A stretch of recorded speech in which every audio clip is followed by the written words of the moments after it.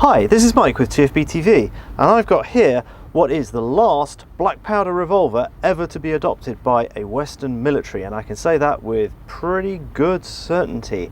Now, in an earlier video I showed you the cartridge that goes with it, the 7.5 Swiss ordnance that as late as the 60s or even the 70s was still being loaded black powder because of inertia.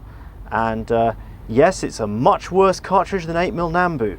That has about twice the muzzle energy, and at least it's smokeless. Anyway, this particular revolver is the Swiss model 1882/29.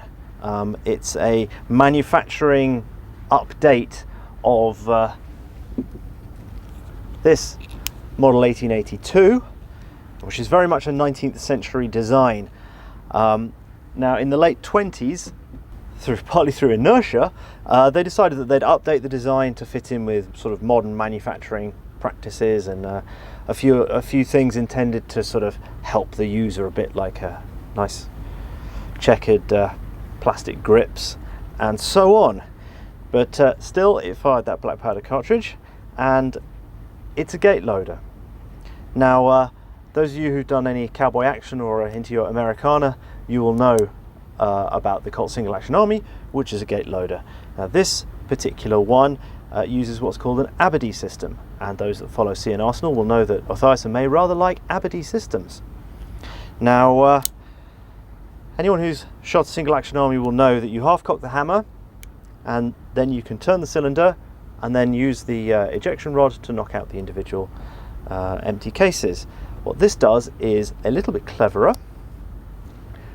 You flick the end of the ejection rod off there.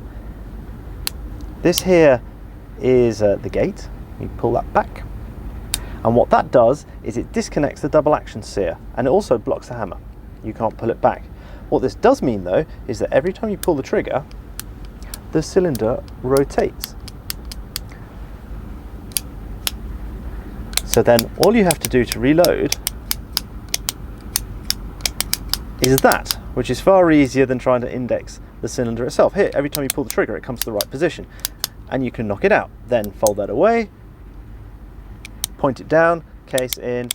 Now, of course, this requires you having your finger inside the trigger guard, so I suspect that all the IPSC and USPSA people are having absolute kittens and are busily tapping away the rule under which you DQ someone like that. Anyway, back in the day, they didn't have such concerns about safety, fingers in trigger guards and so on. In any case, so it's a safety when it's open.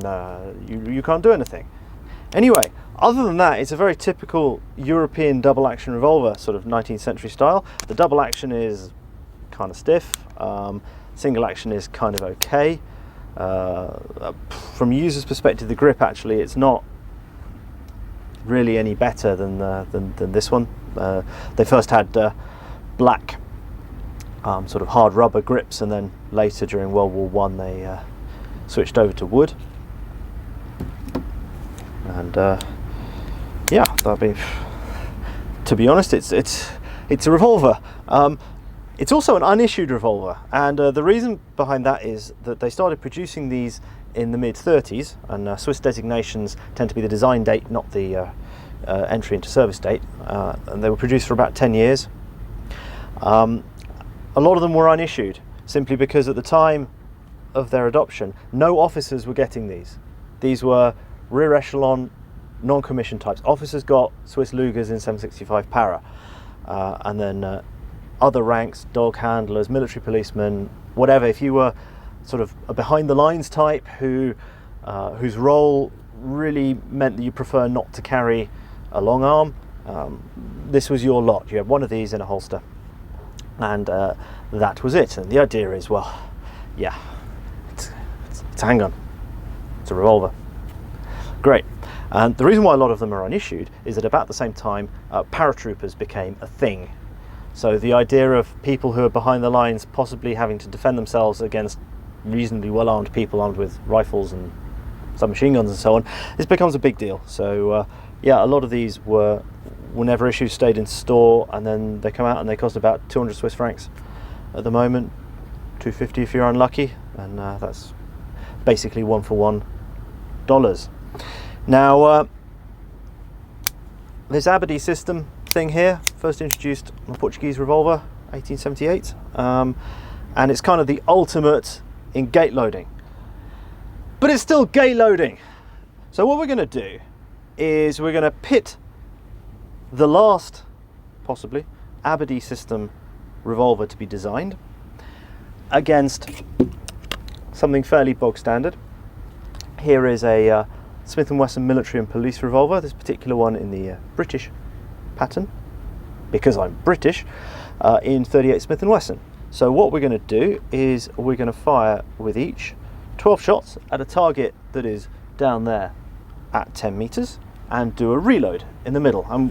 Because this is from the era when handguns were one-hand guns, we shall shoot with one hand, we shall attempt to make 12 hits on the IPSC target, and we will see how long the reload takes from shot to shot. And we will reload from cartridge loops. I'm only wearing the holsters for the cartridge loops. Ammo wise, we're indoors today, so I'm not shooting original black powder ammo, so we've got some 32 Smith and Wesson long woodcutter, which is about the same bullet weight as the original, but this is Gecko. This is a little slow.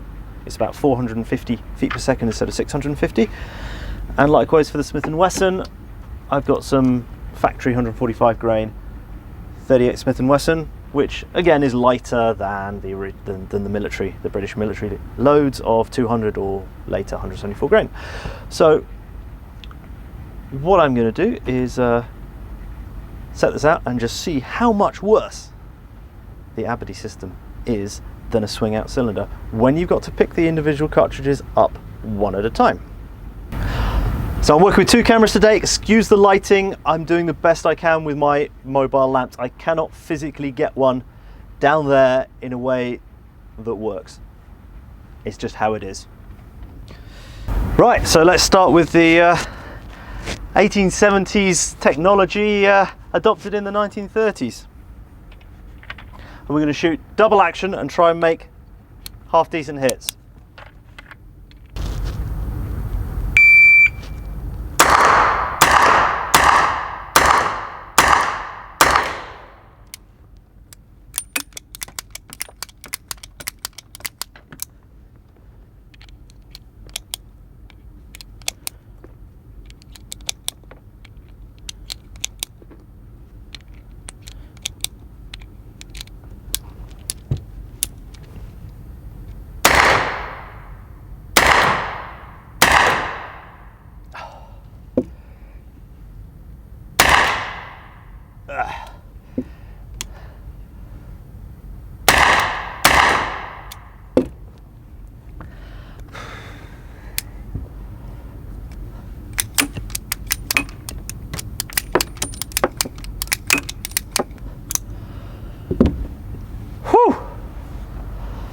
Well,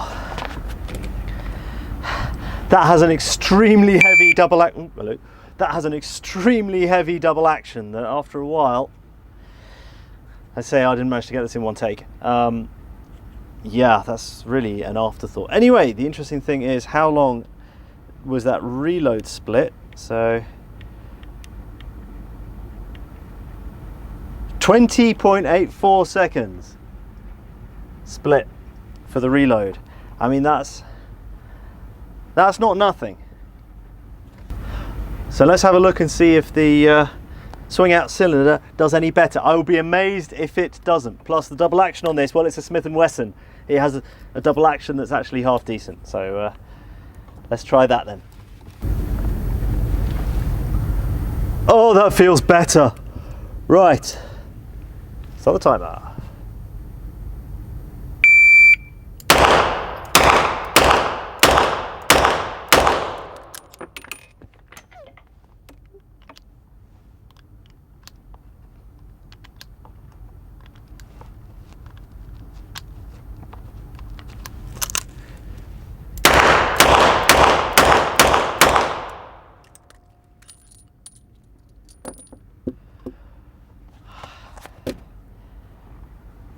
Everything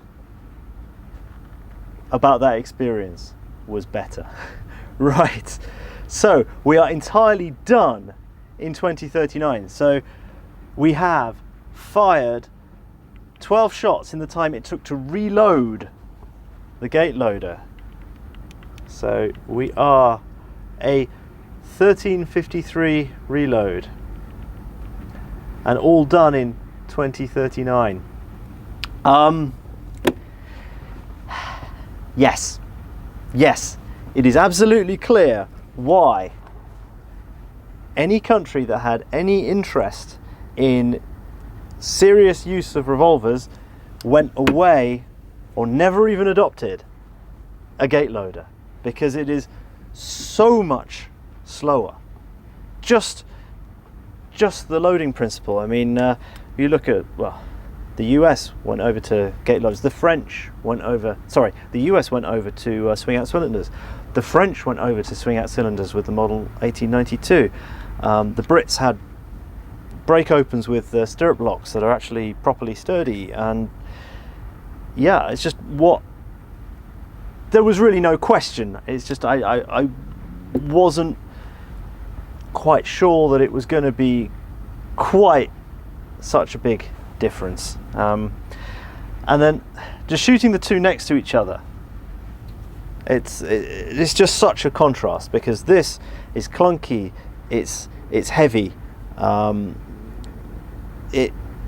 Well, I'm not actually shooting the ammunition for which it's designed, which is possibly why I had a light strike. I had to do several takes to get 12 shots out of it. Anyway, but then this was going back to Papa.